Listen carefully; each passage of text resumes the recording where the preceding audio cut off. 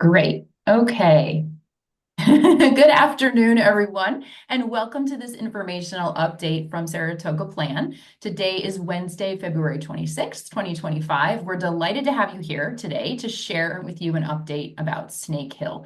Thank you so much for joining us. We had about 30 folks sign up, and I would like to also welcome some members of the media. We're delighted you're here to help us spread the word. My name is Larissa Reed of Common Ground Consulting.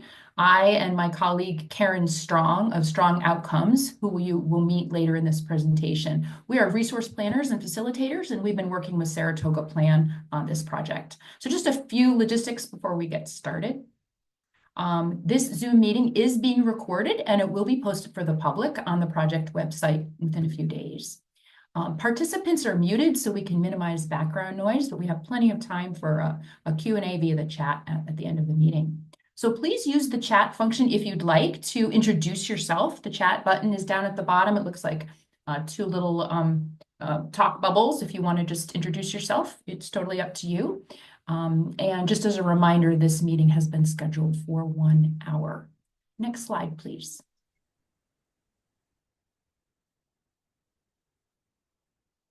Thank you. So just a quick overview of our agenda. First, we're going to do and share with you an introduction to Saratoga Plan, which stands for Preserving Land and Nature. Then we're going to provide you an overview of how Saratoga Plan protected Snake Hill and the benefits that this protection provides.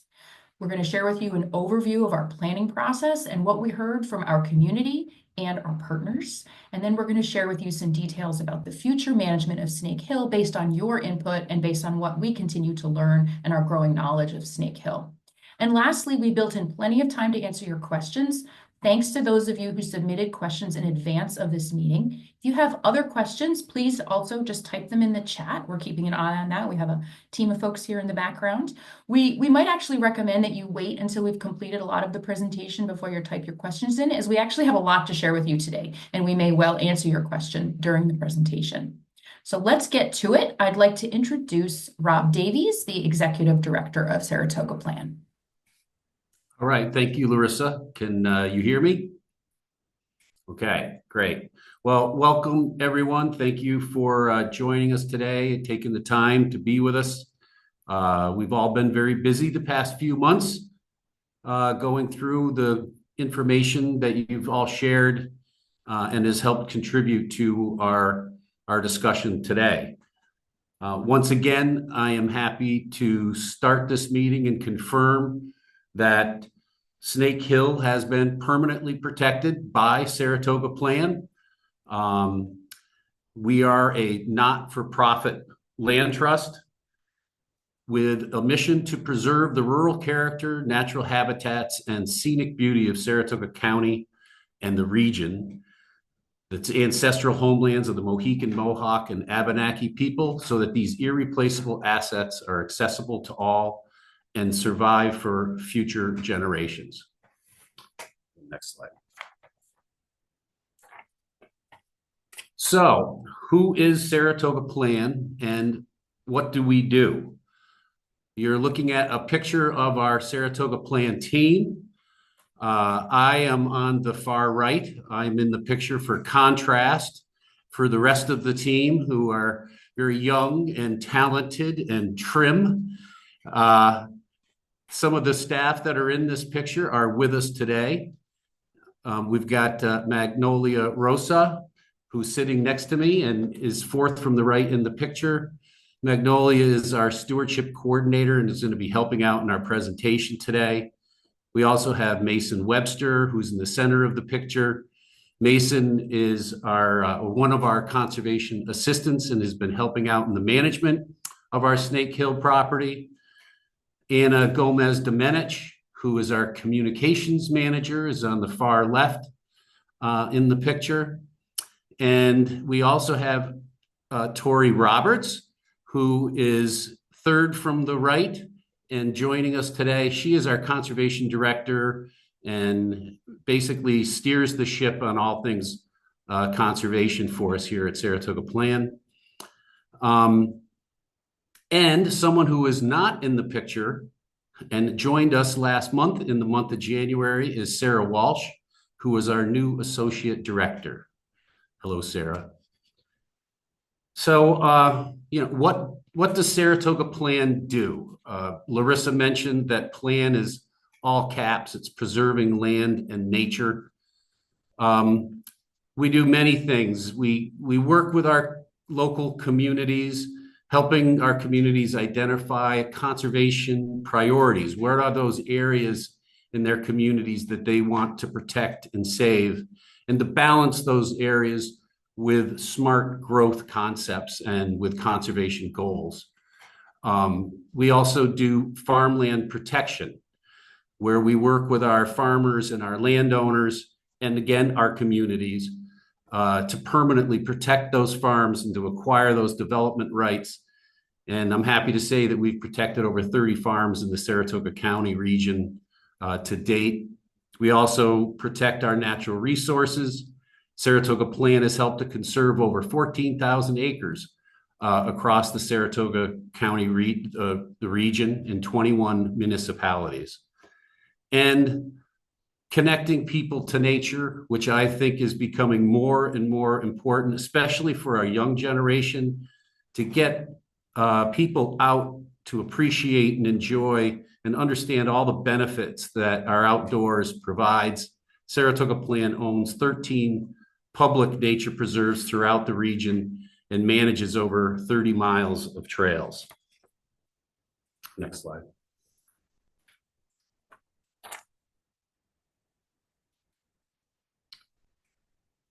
So plan is a land trust. What is a land trust?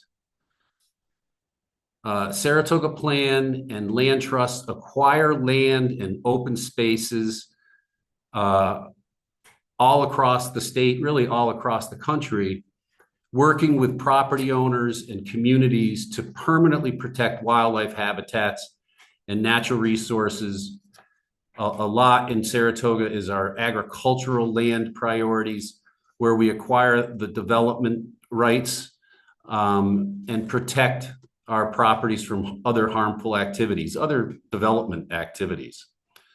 So how do we do that? How do land trusts protect land? We do it primarily through two different ways. Our first approach is using conservation easements, which are a legally binding agreement. They're actually a deed. So Saratoga Plan is acquiring rights on a property, either through a landowner donation or they're selling their development rights, and the land trust is acquiring those development rights. At the end of the day, the landowner is still the owner of the property. So in the case of farms, those farms, after we've acquired a conservation easement, are privately owned working farms. The second way is through fee purchases. A fee purchase is when you're buying all the bundle of rights on a property. You're buying the entire thing. Just like if you're buying your house. You're buying the house, you're buying the land, you're buying everything. So that's a fee purchase. So Saratoga Plan and land trusts also do fee purchases in land, where the land trust owns the land like any other private property owner. Next slide.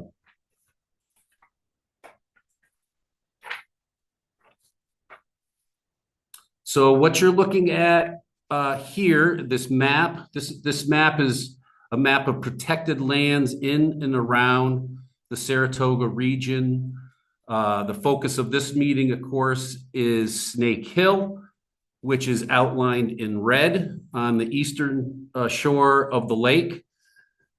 In the late 2023, actually, it was the last business day of December of 2023, Saratoga Plan bought Snake Hill through a bargain sale, which means we bought it for less than its appraised value from Stewart's for $1 million. And with the support, we want to recognize, with the support of Assemblywoman Carrie Werner, who got the funding for acquiring and protecting Snake Hill by Saratoga Plan into the state budget. We wouldn't have been able to do it without Carrie Werner in that state funding. So Saratoga Plan, and you're going to hear from Magnolia more about the details and the uniqueness of the Snake Hill property. But Snake Hill is a very diverse, natural resource rich property. It's 30 acres of forested land and wildlife habitat. Again, Magnolia will get into much more detail about this stuff. It has 2,300 feet of undeveloped shoreline around Saratoga Lake, which was the largest undeveloped, unprotected shoreline on the lake. So we're very happy about doing that. I would be remiss if I didn't also point out right across the lake on the map, you'll see Manning Cove Preserve, which is also the other largest undeveloped but protected shoreline on the lake that is also owned by Saratoga PLAN. Snake Hill is a unique geologic formation.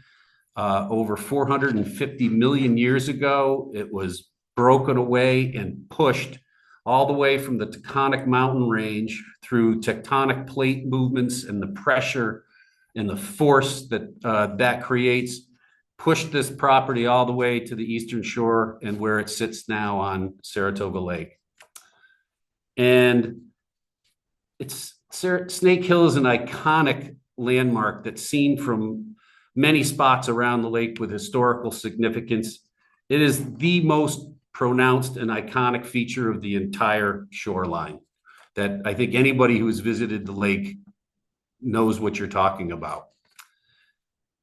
And PLAN and the community had one primary goal, and what started this whole thing with Saratoga PLAN getting engaged with protection of Snake Hill was the protection from the development.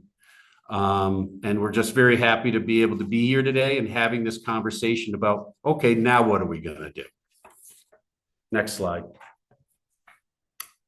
And I turn it over to Magnolia. Great, thank you. So we know that the permanent protection of Snake Hill comes with many benefits. First, like Rob said, we're very proud that this project is protecting the last undeveloped shoreline on Saratoga Lake. He also mentioned that the only other undeveloped shoreline on the lake is Manning Cove Preserve, which is visible right across the lake from Snake Hill and is owned and permanently protected by us, so that's great. We know that Snake Hill consists of both forest and wetland habitats, so it's really great to see, you know, those habitats protected right within not only the Saratoga Lake watershed, but also within Saratoga County, which a lot of people know by now is the second fastest growing county in New York State. So the lack of major development is super beneficial for water quality, especially in Saratoga Lake that's used recreationally and is right near people's homes. That lack of development prevents pollution and subsequent algal blooms, which is that thick green muck that sometimes covers the water's surface. The protection of Snake Hill creates opportunities for us to utilize natural climate solutions. And this is really more important than ever as climate change is continually significantly impacting environmental conditions. And lastly, is just one of many benefits. It's really protecting the biodiversity that Snake Hill offers. So we know there's forest and wetland habitats, there's many plant and animal species that call Snake Hill home. So, you know, this protection of Snake Hill is really playing a key role in protecting local biodiversity. All right, next slide. So now I just want to take a moment to share some of what we've learned about Snake Hill. We have conducted various wildlife surveys throughout 2024. Throughout those bird surveys, we have documented 45 bird species, which is great. 5 of which of those species are considered to be either in decline or protected, like the bald eagle. Other non-bird species that we've documented are deer, rabbits, chipmunks, fox, turkey, and there's even been indicators of black bear presence on the property. In addition to those wildlife surveys, we have done plant surveys. So we've documented 36 tree species, 15 small tree or shrub species, and 40 species of other plants like ferns, flowers, ground cover, that kind of thing. And of those tree species, it's primarily red maples, eastern hemlocks, and oak trees. So we're really able to see that even on just a 30-acre property, there really is an amazing biodiversity. And these wildlife surveys and plant inventories are just giving us a better understanding of the site overall. To talk a little bit about Snake Hill's geology, Rob already mentioned that Snake Hill is a remnant of the Taconic Mountain lowlands, and it consists mainly of sandstone and shale. So those are the different substances that are really creating that mound shape that make Snake Hill so prominent and stick out so much from the rest of the shoreline. The hill itself rises up about 200 feet, bringing its summit to an elevation of about 410 feet. So if I can bring your attention over to the map here on the right, you can see outlined in red is the Snake Hill property boundaries. You can see Route 9P along the side there. And this map is oriented so that north is right at the top. And this is also a topographic map. So it's showing elevation. If you can make out the lines that are on the property, essentially the closer together the lines are, the steeper the slope is when you're on the property. So if you're looking in those northeastern and northwestern corners of the property, you can see that those lines are really close together, and that's indicating that there's a very steep slope on the property. And it's mainly composed of sandstone, so that's why it's able to hold its shape so well, because it is much more resistant to erosion. Whereas on the southern portion, you can see that it's a less steep slope because shale, which it's mostly consisted of there, is much less or more easily eroded than sandstone. And then moving on quickly just to Snake Hill's cultural history, we know that timber rattlesnakes have inhabited Snake Hill for their hibernation, but unfortunately extermination efforts in the mid-1800s have removed them from the area. We also know that Snake Hill's prominent viewshed from the water has made it a focal point for the collegiate rowing regatta, and in the late 1800s, it became the starting point for the event. And lastly, we know that logging and quarrying has occurred on the property, traces of which can still be seen today. Next slide. So based on what we've learned about Snake Hill, we've identified various factors that create challenges for managing and stewarding the property, some of which are listed here, including the steep slopes, which I was able to show on the topographic map. And those steep slopes just make it really difficult to access some parts of the property. There are also thin soils that can easily erode, and that can affect infiltration processes and soil stability. And lastly, we know that there are 22 invasive species on the property, one of which includes the hemlock woolly adelgid, also known as HWA. This is a small aphid-like insect that is steadily moving northwards through New York State, and it attaches to the base of the needles on eastern hemlocks, and it disrupts the flow of nutrients to those needles. So as a result of that, you start seeing the loss of color in those needles, kind of creating that ghost forest that you see in the photo where all of the trees have just a really gray sheen. And unfortunately, infected trees can die within 10 years of infestation. And this is a major concern because the benefits from those hemlocks can't easily be replaced. So we have already gone through one season of treatment for HWA, and we look forward to doing more treatments in the future. So those are just the factors that we've kept in mind as we make management and stewardship decisions for the property. And I'll pass it back to Larissa. Great, thanks for that great overview, Magnolia. I know that some of you who are on the line today and others perhaps who couldn't join us sent in questions regarding resource management, and we're going to touch on that a little bit more, and we'll get to your questions also at the discussion at the end of the call. So again, my colleague and I, Karen Strong, she'll introduce herself here in a moment. We were a part of this broader team looking at how to plan for the future in terms of public access and public ideas about what the property could be best used for within Saratoga Plan's mission. And so some of you I know I met at our open house this past summer. So I'm just going to share a few slides about how we did the planning process. So as Magnolia hinted, we've been learning about Snake Hill with the assistance of professional scientists and other experts. That's been going on since the property went under ownership prior December 2023. Then we developed draft management options with staff and partner input. And it was those that we shared with you in the summertime when we shared our management options with you and asked for community feedback. That top photo up there, of course, is the Doc Brown's tent from our August public meeting. We had over 100 attendees, which was amazing. After that, in the fall, we analyzed all your community input from members of the public, and we also met with some partners, and Karen will be talking a little bit about that, partners that may be using or could use the site for programming going forward in partnership with PLAN. And then we are now refining and sharing our preferred management approach with you. And I use the present tense refining because land trusts undertake what's called adaptive management, meaning that they stop and think as they're doing things. And down the road, there may be slight changes to how the plan staff decide to manage based on things that they're learning about invasive species, et cetera. But in a few slides, we're going to share some highlights of that preferred management approach with you.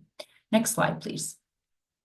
So what we heard from you, as I mentioned, we had over 100 attendees. We had a packed house on a great night, good weather. That helped a lot. We had comments that came in over the course of a month. We had over 165 comments coming from community members. It was amazing. Many of you shared an appreciation for the unique environment of Snake Hill and a desire to learn more about it and to preserve it. Many of you called out specifically that you wanted to have a safe means of access, parking, and opportunities to enjoy Snake Hill.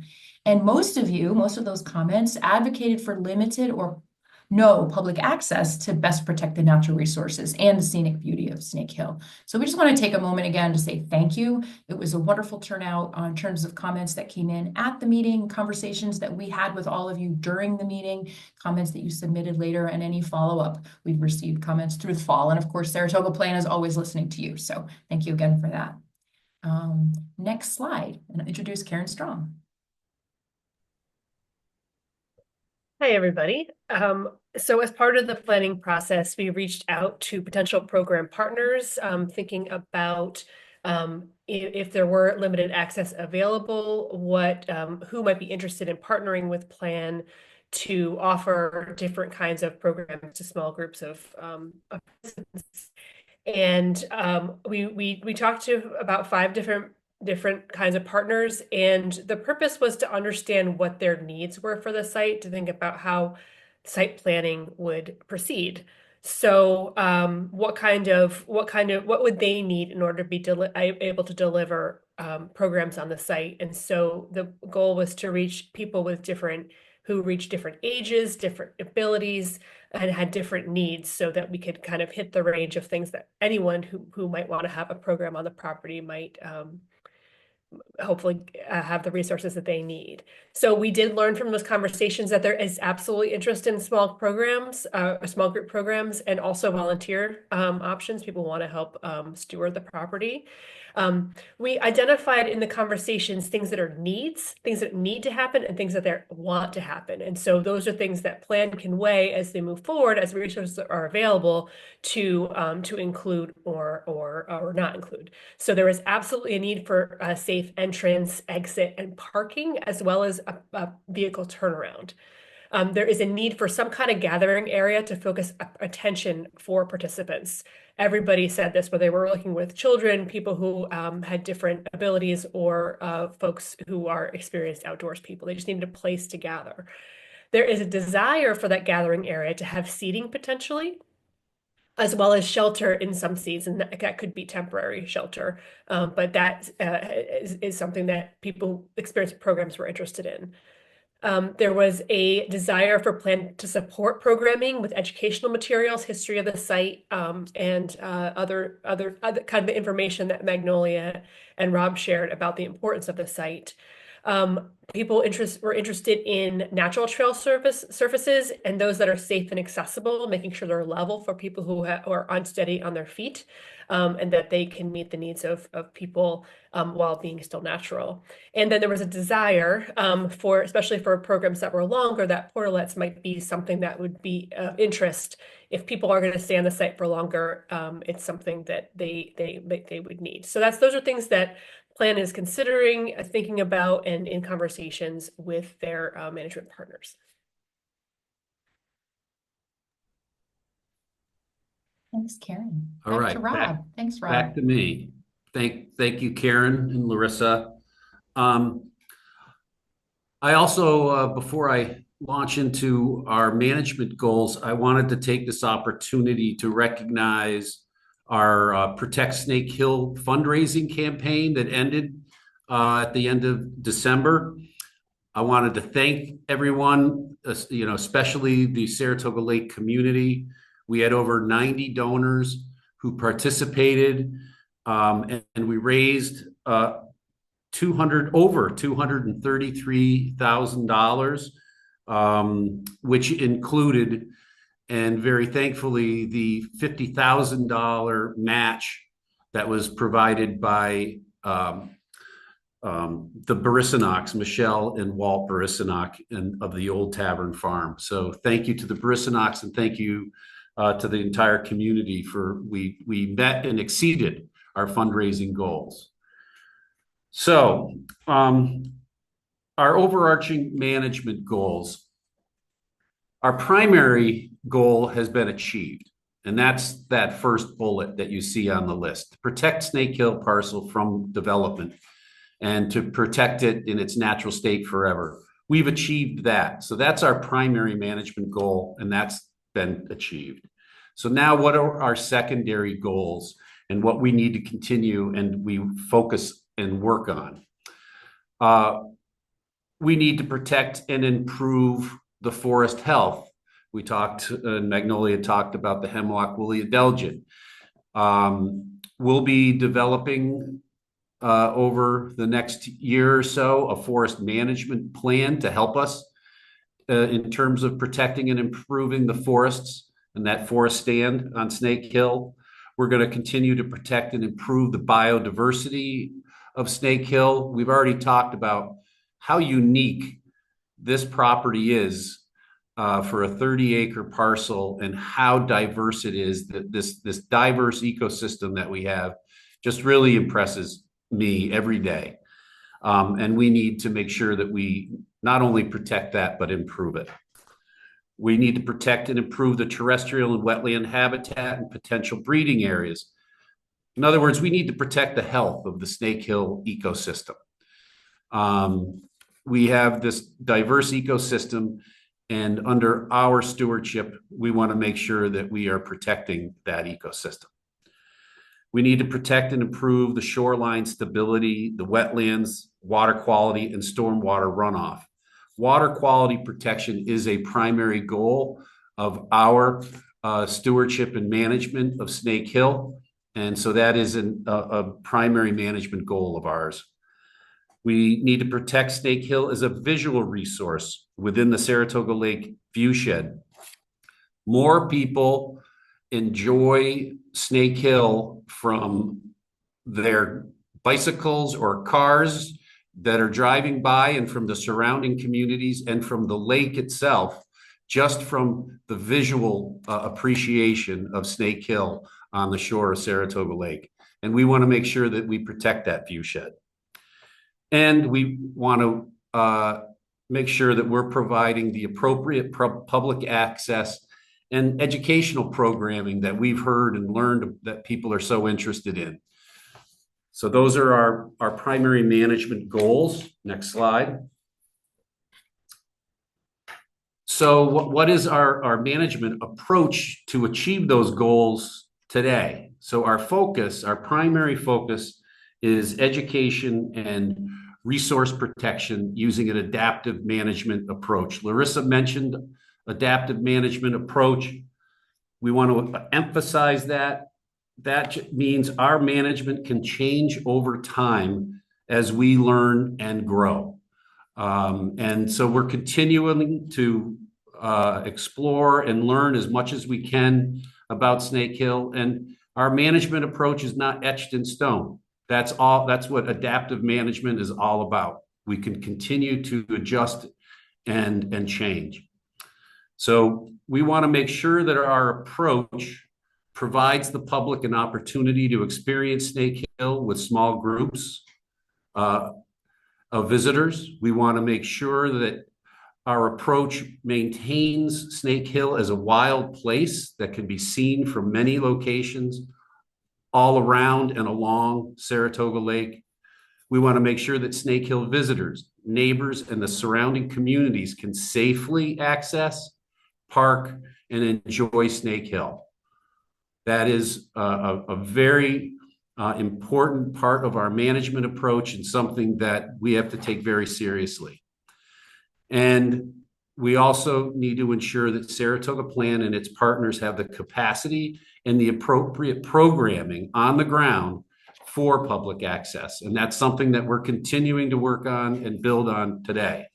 So public access will be limited today, will be limited to small groups attending Saratoga Plan or partner programs or volunteer events when conditions allow.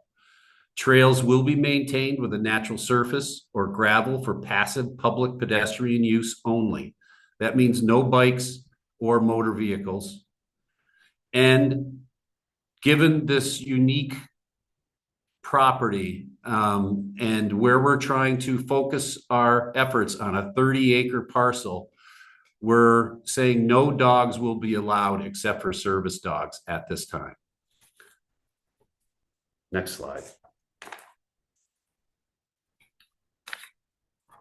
So what do we need to do in order to accommodate that future use? And the facilities and amenities that will be required for that use. We're going to need a natural surface loop trail of about a mile. We're going to have a small pull-through area off of Route 9P. We're thinking that we'll need to develop a parking lot of approximately 6 to 10 vehicles. We're really quite limited, even from a physical sense. We're kind of hemmed in with wetlands. There's not a huge area, but we think that we can develop a 6 to 10 car parking lot. That's also a very important control point for public use. The parking area at this point will be primarily for administrative use. A small gathering area and possibly a sheltered place to gather. Karen talked about that in terms of something we learned from the partners that we spoke to and what they need and would like to have. Informational and safety signage. You can see from this picture, there's a lot of information and very interesting history with this site. We want to educate. So signage is going to be very important. Safety is very important for our messaging to the public. You can see in this picture, that's a boot brush. That's to help protect Snake Hill from invasive species, which gets moved around by humans. We may need to have sanitation facilities in the future. That's something that is at least being contemplated. A gate that may be closed when no programming is occurring. That needs to be acquired and installed. And areas of the property that are closed for resource protection or resource, like the wetland areas. We need to inform the public on those areas that we don't want them to go to protect the resource. So these are some of the things that we are going to need to do from a facilities and amenities perspective. So much still needs to happen to allow for those facilities and amenities to get built. We're continuing to do research, as Magnolia was mentioning, on the Snake Hill ecology, geology, the history, the cultural importance. All of that information helps inform our management and our education and information for the public. We're working and have been working with the town of Stillwater. We're going to need to be developing a site plan, and we're working with the planning department in the town of Stillwater. we'll develop a site plan for Snake Hill, which will need to get a special use permit through the town. We're going to be working with Saratoga County on funding and permitting issues. And we're even going to need New York State permitting, for instance, with DOT for curb cuts for a future parking lot for public access. We'll need a curb cut permits. All of that needs to be done, and we're working on and have been working on. We're developing education materials to share with the public and partners. That goes along with the signage and for our other public information ability, and addressing invasive species and other stewardship challenges. We've already, Magnolia's already talked about the hemlock woolly adelgid. We've done 1 year treatment already. We're seeking grant monies right now for a second year of treatment to complete at least the first round for hemlock woolly adelgid treatments. And we're going to be developing an invasive species plan for Snake Hill. So we'll announce the beginning for this public opportunities after the proper permitting and safety concerns have been met. We really do. We understand this does take time, and we understand people are interested, and we appreciate the patience that you're showing. Right. Thanks so much, Rob. Thank you, Larissa. Absolutely. We're going to move on to some of the questions that some folks submitted when you registered. So I'm going to go through these. I'm going to start with one myself, actually, because it gets to how we did the management approach planning and recombination of the ideas we shared with you last summer. I've got about 6 questions here, so I'm going to kind of bundle them and throw them to staff at Plan to answer. So I'll take the first one. And again, please, if you have any other questions now that you've seen the presentation, please feel free to drop them in the chat and we'll address them accordingly.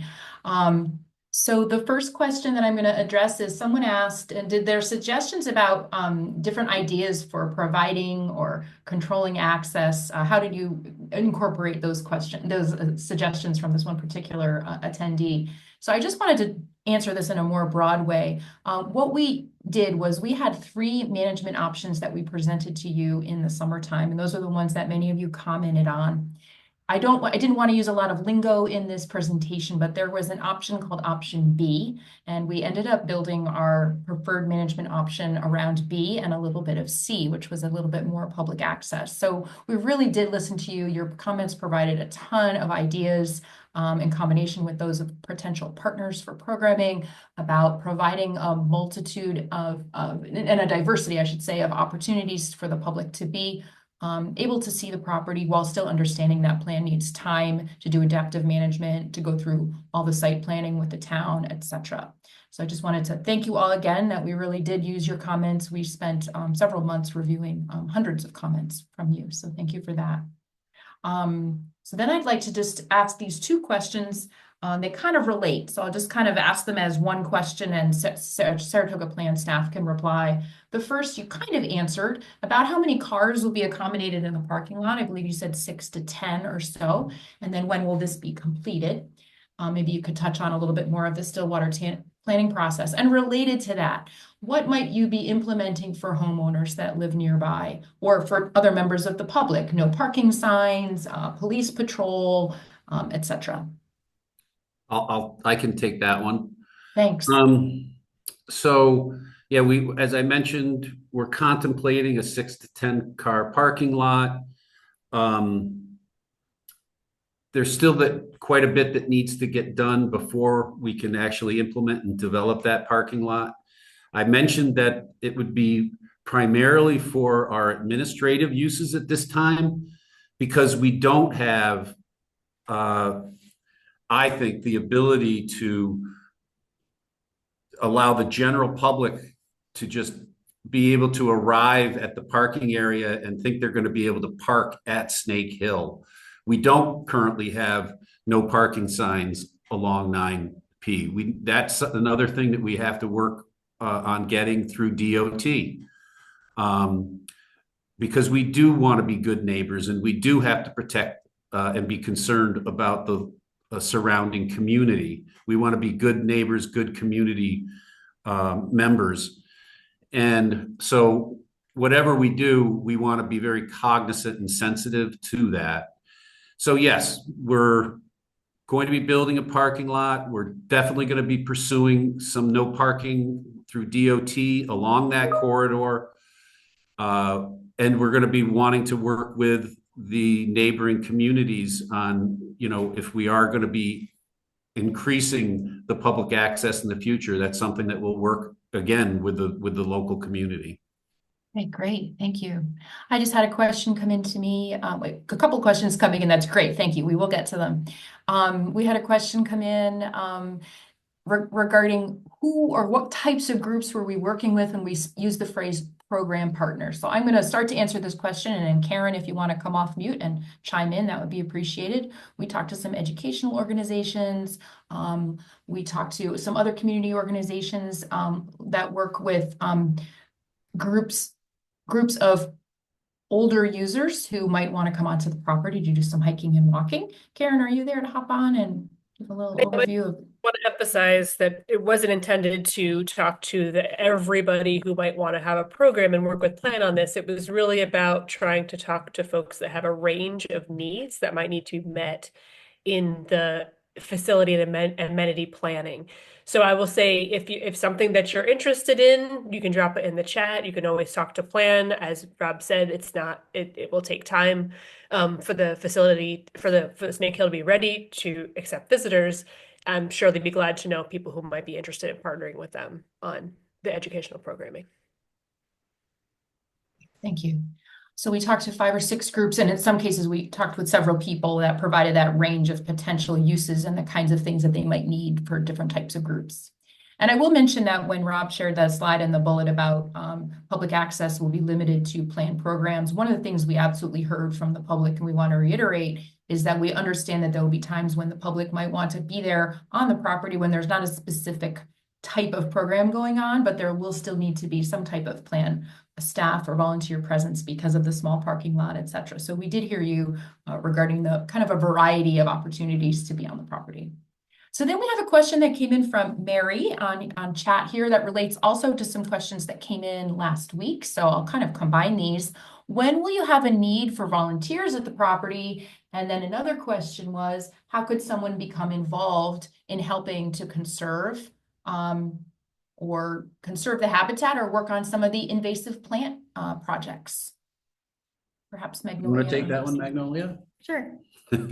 Yeah, so as Rob was saying, as conditions allow and as opportunities arise, I think there will be opportunities for volunteers to help at Snake Hill, whether that be with invasive species management or removal or trail maintenance.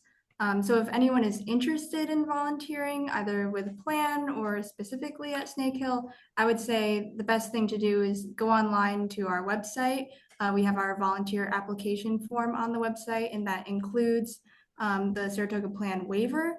And within that application, you can even specify kind of down in the comments, I'm interested in volunteering at Snake Hill. Great, thank you for that. And I'll just add on that, we already have been working with like the Saratoga Lake Association. They've been very helpful and strong partners. We hope to be able to continue to explore the association for future volunteer opportunities, partnership opportunities. SLPID also, they've been very helpful and have expressed an interest and a willingness to partner if there is an opportunity to in the future. So all of those things are also part of our game plan. Great, thank you for that question, Peter. Thanks, Rob. So I've got another question that came in a few days ago. If you could just talk about how, in general, Saratoga Plan addresses concerns about human activities on your properties. This person was asking in particular about wild animal habitat and long-term impacts of human disturbance. Do you use a research or best practice-based approach when you're thinking about human impacts at your sites? So I'll say that that's something that we're trying to learn and do more and more of in terms of monitoring, like the before and after. What is the what is the condition and the level of activity that we have, and then try to build in what those appropriate indicators are, those measuring sticks that you might, and so that you can measure if the public access that you're providing is having a negative impact or not. And if we start to realize that it is, we have to adjust. That's part of adaptive management. So the answer is yes, we will definitely be doing that. And that's why our management approach is, and I've said this before in other public settings, we are admittedly starting slow. We want to go slow. We don't want to go too fast where we do end up having some kind of an irreversible impact to the resource. Or we've started to provide access that is going to be very hard to pull back because now all of a sudden the public that's the experience that they're expecting. So we're going to start slow. We're going to make sure that the infrastructure that we have can meet that carrying capacity, and that we have the capacity as a program that we have that built in on the ground before we expand. Great question. And then we have another question in the chat. If you could expand on what the plan is to work with the neighboring community in the future, if there are changes based on what we've been discussed today, are you going to be mailing letters or just updates on your website? Before you answer that, Rob, thank you. But I just wanted to throw in one concept that didn't come up in this question, but it's related. Just as a reminder, the process that Rob was describing with the town of Stillwater is a public process. So that's another time when you could be hearing about this is through the town of Stillwater process. So if you want to go ahead and respond to some other points in that question, Rob, about how you'll be communicating things going forward. We'll be using, it's not my bailiwick, mind you, but we will be using social media a lot. Check our website.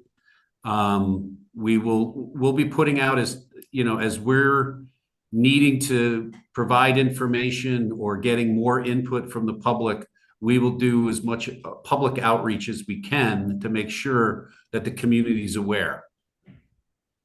And we'll use all appropriate available resources and tools that we have.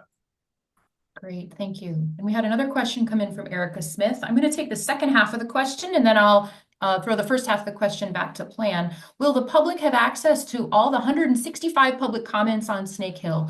No, we are not planning and we did not commit to share those publicly. We did not, the way we phrased our questions to the public, we were allowing them to be able to share their ideas and not necessarily know that their questions were going to be published or something like that. Because Saratoga Plan is a private organization, we're allowed to do that type of public comment collection. However, I will recommend that you take a look at some of the prior information that we put out where we summarized what we heard.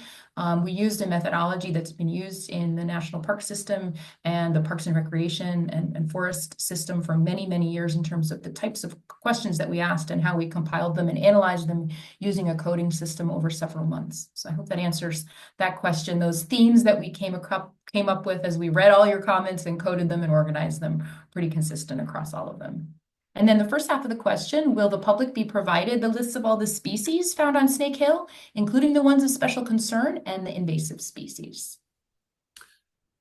We'll definitely be making information available that we've learned about the site, exactly what we're providing to the public and what we feel should be held back just for essentially the stewardship of those species. We will be evaluating, but we will be making some of that, if not all of that information available. But we need to go over that and make sure that we're not making information public that actually could harm the species. Great question, thank you. I just want to draw your attention, Erica, and maybe Anna, maybe you could help me find this link and drop it in. Regarding Erica's question about the comments and the comment summary, I provided a few bullets, Erica, of the comment summary from 165, but if you'd like to see more, we have several pages in the fall 2024 newsletter. So maybe someone can grab that. I've got the link on I'm looking at it on the plan website right now. Maybe someone on the team there can drop that link in for the fall 2024 has several pages regarding what we heard from you about Snake Hill. Great questions.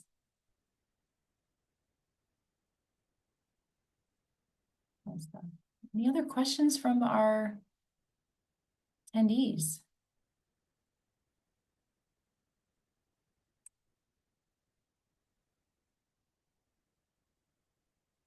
All right, well, thank you all again. I'll turn it over to Rob to close us out, I guess. Please, if you've got another question, we'll wait here for another minute or two. Because it's a really nice day. Folks might be ready to get away from their computers. Thanks, Larissa. Sure thing. Just again, I want to thank everybody for joining us today. We are working hard to try to make sure that we are going to be good stewards of Snake Hill and that we're going to provide an appropriate level of access that the resource can withstand and that we're able to manage appropriately. I also just, again, wanted to thank Larissa and Karen for helping us throughout this whole process. It's been great working with them, and stay in touch with us. Please make sure that if you have any questions, you have any further information that you'd like to make, or if you have information that you want to provide to us, we're always interested to learn more. So please contact us. This email, info@saratogaplan.org. You can send your questions or provide us with information by sending the email to that address. And thank you very much. And we look forward to working with all of you on the future of Snake Hill.